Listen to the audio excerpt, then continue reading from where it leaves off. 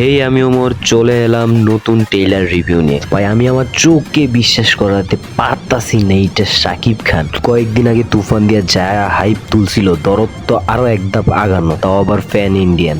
Back to back মাসালাদার movie. এক বছর আগেই বলিউডে শাহরুখ খান ঠিক একই কাজটাই করছে, ব্যাক টু ব্যাক কয়েকটা হিট ফিল্ম দিয়ে নিজে আবারও হাইপে চলে এসেছে। শাকিব খান ঠিক একই কাজটা করতেছে। আশা করি শাকিব খানকে আর ফিরে তাকাতে হবে না। তো কেমন হলো টেইলারটা এত জোস, এটা দেখলেই বোঝা যায় শাকিব খান কিছুদিনের মধ্যে বলিউডেও রাজ করবে। সাদা সিধা ভাবে এন্ট্রি, তারপরে সাইকো টাইপ কিছু কর্মকাণ্ড, সব মিলে অসাধারণ একটা টেইলার। কিছু সিনে শাকিব খানকে এত ব্রুটাল ভাবে দেখানো হয়েছে, এ কি বলে সাইকো।